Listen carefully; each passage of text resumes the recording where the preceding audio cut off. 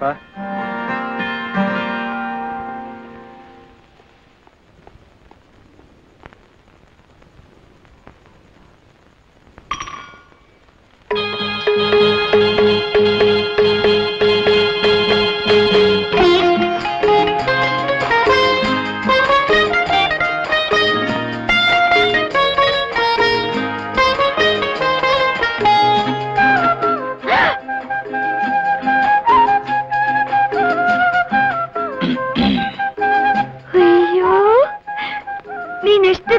ಗೊತ್ತಾ? ನೀನು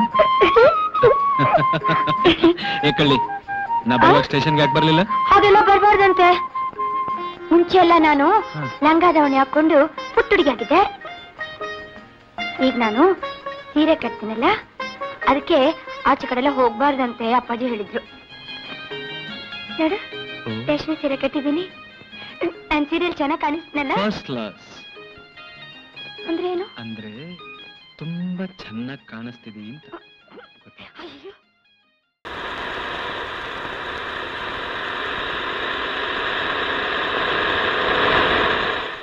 ನಿಲ್ಸು ಬಾಬಾ, ನಿಲ್ಸು. ಯಾಕೆ ಪುಷ್ಪ? ಅಯ್ಯೋ ಅಯ್ಯೋ ದೇವ್ರೆ, ನಾವ್ ಈ ರಸ್ತೆಯಲ್ಲಿ ಬರ್ಲೇಬಾರ್ದಾಗ್ತು, ಬಂದ್ಬಿಟ್ವಿ. ನೀನು ನಿನ್ ಬೂಟ್ ತೆಗೆದ್ಬಿಟ್ಟು ಕೆಳಗಿಳಿ. ಯಾಕೆ ಯಾಕೆ ಅನ್ನೋದು ಕೇಳ್ಬೇಡ, ಕೆಳಗಿಳಿ ಅಂದ್ರೆ. ಆಯ್ತು, ನಾಳೆ ಮದುವೆ ಮಾಡ್ಕೊಂಡು ನನ್ ಮನೆ ಮನಸ್ಸನ್ನ ಆಡೋಳು ಅಮ್ಮ ಅವ್ರ ಅಪ್ಪಣೆ. ನೋಡು, ಈಗ ಇಲ್ಲಿಂದ ಅಲ್ಲಿವರೆಗೂ ಕಾರ್ ತಳ್ಕೊಂಡೇ ಹೋಗ್ಬೇಕು. ಲೇ, ನಿನ್ಗೇನಾರು ತಲೆ ಕಟ್ ಹುಚ್ಚಿ ಚಿರಿದಿದ್ದೇನೆ? ಮಾತಾಡು. ಈ ಊರಲ್ಲಿರೋ ಜನ ಎಲ್ರಿಗೂ ಹುಚ್ಚು ಅಂತ ತಿಳ್ಕೊ ನೀನು. ನಾನ್ ಹೇಳ್ದಾಗ ನೀನ್ ಕೇಳಿಲ್ಲ, ನನ್ನ ನಾಣೆ. ಕಾರ್ ತಳ್ಳು, ಕಾರ್ ತಳ್ಳು, ತಳ್ಳು, ಇನ್ನು ಬೇಗ.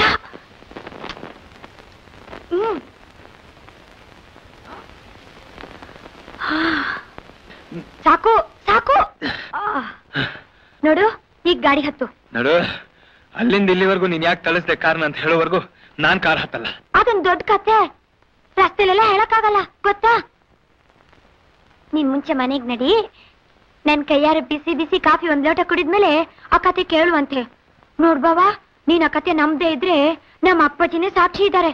ನೀನ್ ಕಾರ್ ಹತ್ತು. ಅಯ್ಯ ತಳ್ಳೋಗ. ಇದು ಬೇರೆ. ಹೇಳು. ಬಾಬಾ ಕೇಳು. ನೀನ್ 4 ವರ್ಷದ ಹಿಂದೆ ಸೀಮೆಗೆ ಹೋದ್ಯಲ್ಲ, ಅವಾಗ ನಮ್ಮೂರಲ್ಲಿ ದೊಡ್ಡ ಪ್ರಳಯನೇ ಹೋಗೋಯ್ತು ಬಾಬಾ, ಗೊತ್ತಾ? ಉಗ್ರಯ್ಯ ಅಂತ ಒಬ್ಬ ದೊಡ್ಡ ಮಂತ್ರವಾದಿ ನಮ್ಮೂರ್ಗ್ ಬಂದು ಪಟ್ಟಾಗಿ ಜಾಂಡ ಊರ್ಬಿಟ್ಟವನೆ. ಅವನಿಷ್ಟಕ್ಕೆ ವಿರೋಧವಾಗಿ ಯಾರಾದ್ರೂ ನಡೆದ್ರೆ ಅವ್ರಿಗೂ ಉಳಿಗಾಲ್ವೇ ಇಲ್ವಂತೆ. ನಾವ್ ಕಾರ್ ತಳೆದು ನೋಡು, ಅದೇ ಅವನ್ ಮನೆ. ಆ ಮನೆಯಲ್ಲಿ ಯಾವ್ದೋ ಪಿಶಾಚಿನೋ ದೆವ್ವನೋ ಕೂರ್ಸ್ಬಿಡ್ತಾನಂತೆ ಅವನು. ಅಯ್ಯೋ, ನಿನ್ ನಗ್ಬೇಡ, ನಿಜವಾಗ್ಲು. ಅದಕ್ಕೆ ಆ ಮನೆ ಮುಂದೆ ಯಾರು ಚಪ್ಪುಳಿ ಹಾಕೊಂಡು ಓಡಾಡಬಾರ್ದಂತೆ. ವಾಹನದಲ್ಲಿ ಹೋದ್ರುನು ಅಲ್ಲಿ ಕೆಳಗಿಳಿದು ವಾಹನ ತಳ್ಕೊಂಡೇ ಹೋಗ್ಬೇಕಂತೆ, ಗೊತ್ತಾ? ಅದಕ್ಕೆ ನಮ್ಮ ಆಂಜನೇಯ ಸ್ವಾಮಿ ಉತ್ಸವನು ಅಲ್ಲಿ ಹೋದ್ರೆ ಕೆಳಗಿಳಿಸಿ ಆಮೇಲೆ ಮುಂದೆ ತಗೊಂಡೋಗ್ತಾರೆ. ಏನು, ಒಂದು ಪಿಶಾಚಿಗೆ ಹೆದರಿ ಆಂಜನೇಯ ದೇವರನ್ನ ಕೆಳಗಿಳಿಸ್ಕೊಂಡು ಹೋಗ್ತಾರ? ಹುಚ್ಚ ಕತೆ, ಹುಚ್ಚ ಕತೆ. ಹಾಗೆಲ್ಲ ನಕ್ಕು ಉಡಾಪೆ ಮಾಡೋ ವಿಚಾರ ಅಲ್ಲ ವಿಷಯ ಇದು. ಆ ಉಗ್ರೈನ್ ಶಕ್ತಿಗೆ ಹೆದರಿ ಸುತ್ತ 10 ಹಳ್ಳಿ ಜನ ಸೇರಿ ಪಂಚಾಯಿತಿ ಮಾಡಿ ಅವನಿಗೆ ಗೌರವ ಕೊಡಬೇಕು, ಅವನನ್ನು ಸಂತೋಷವಾಗಿಡ್ಬೇಕು ಅಂತ ನಾವೇ ಕಟ್ ಮಾಡ್ಕೊಂಡಿದೀವಿ. ಗೊತ್ತಾ ಮಾವ, ನಾನು ಕಲ್ತು ಬಂದಿರೋನು, ಪ್ರಪಂಚ ಕಂಡಿರೋನು, ಇದನ್ನೆಲ್ಲ ನಂಬೋ ಮಾತೇ ಇಲ್ಲ. ನಂಬು ಬಿಡು, ನೀನು ಈ ಊರಲ್ಲಿ ಇರ್ಬೇಕಾದ್ರೆ ಹಿರಿಯರು ಸೇರಿ ಮಾಡಿದ ಕಟ್ಟಿಗೆ ಒಪ್ಪಲೇಬೇಕು ವಿಶ್ವ. ಬಾವಾ, ಮಾವಯ್ಯ ಊರ್ ಒಳಗಡೆ ಇರೋ ಮನೆಯಲ್ಲಿದ್ರೆ ಈ ಉಗ್ರೇನ್ ತಂಟೆ ಬರುತ್ತೆ ಅಂತಾನೆ ಊರ ಆಚೆ ಇರೋ ತೋಟದ ಮನೆ ವಾಸಕ್ಕೆ ಹೋಗಿದ್ದು. ಇಷ್ಟೇ ಅಲ್ಲ ಬಾವಾ, ಆ ಉಗ್ರೇನ್ ಕಾಣಿಕೆ ಕೊಡದೆ ಇದ್ರೆ ಏನೆಲ್ಲ ಆಗುತ್ತೆ ಗೊತ್ತಾ? ಏನಾಗತ್ತೆ? ಅವ್ರ ಮನೆಯಲ್ಲಿ ದೆವ್ವದ ಕಾಟ ಶುರು ಆಗುತ್ತಂತೆ, ಅವ್ರ ಜಮೀನ್ಗೆ ಬೆಂಕಿ ಬೀಳುತ್ತೆ, ಬರಬಾರ್ದ ರೋಗ ಎಲ್ಲ ಬರುತ್ತೆ, ಹಾವು ಕಡಿಯುತ್ತೆ, ಇನ್ನು ಏನೇನೋ ಆಗುತ್ತೆ. ಅದಕ್ಕೆ ಆ ಆಂಜನೇಯ ಸ್ವಾಮಿಗಿಂತ ಈ ಉಗ್ರೇನೆ ದೊಡ್ಡ ದೇವ್ರು ಅಂತ ನಮ್ಮೂರ್ ಮಾತ್ರ ಅಲ್ಲ, ಅಕ್ಕಪಕ್ಕದ ಊರಲ್ಲಿರೋ ಜನ ಎಲ್ಲರೂ ಒಪ್ಕೊಂಡ್ಬಿಟ್ಟಿದ್ದಾರೆ, ಗೊತ್ತಾ? ಇದು ಊರಿಗೆ ಅವಮಾನ. ಜನ ಇಷ್ಟೊಂದು ಮೂಢನಂಬಿಕೆ ಬಲಿಯಾಗೋದನ್ನ ನನ್ ಕೈ ಸುಮ್ಮನೆ ನೋಡ್ತಾ ಕೂತ್ಕೊಳ್ಳಕ್ಕಾಗಲ್ಲ. ಇಂಪಾಸಿಬಲ್. ಉಗ್ರೈನ್ ಬೂಟಾಟಿಕೆ ಹಮ್ಮನ್ನ ಮುರಿದು ಈ ಊರು ಹಿಡಿದಿರೋ ಮಾರಿನ ಬಿಡಿಸದೆ ಹೋದ್ರೆ ನನ್ನ ಹೆಸರು ವಿಶ್ವಾನೇ ಅಲ್ಲ, ನಾನ್ ಸಾವುಕಾರ ನಾಗಪ್ಪನವ್ರ ಮಗನೇ ಅಲ್ಲ. ಅಯ್ಯೋ ಬಾವ ಬಾವ ಬಾವ, ನೀನೇ ಅಲ್ಲ ಹೇಳಿದ್ದು ನಾನ್ ನಿನ್ ಹೆಂಡತಿ ಅಂತ, ನಿನ್ ಮನೆ ಆಳೋಳು ಅಂತ. ಹಾಗಾದ್ರೆ ದಯವಿಟ್ಟು ನನ್ ಮಾತು ಕೇಳ ಬಾವ. ಏನು? ನಿನ್ ದಮ್ಮಯ್ಯ ನಿನ್ ಕಾಲಿಡ್ತೀನಿ ಬಾವ. ಆ ಉಗ್ರೇನ್ ಮನೆ ಮುಂದೆ ಮಾತ್ರ ನೀನ್ ದಯವಿಟ್ಟು ಹೋಗ್ಲೇಬಾರದು. ನನ್ನಡೆಗೆ ನೀನಲ್ಲಿ ಹೋಗಿ. ನೀ ಸ್ವಲ್ಪ ಸುಮ್ಮನಿರ್ತೀಯ?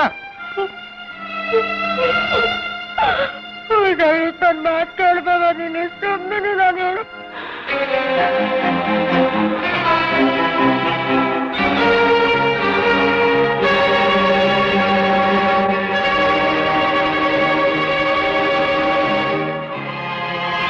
ಒಳ್ಳೇದಕ್ಕೋ ಕೆಟ್ಟದಕ್ಕೋ ಹಿರಿಯರು ಮಾಡ್ಕೊಂಡು ಕಟ್ನ ಅವ್ರಿಗೆ ತಿಳಿಸದೆ ಮುರಿಬಾರ್ದು.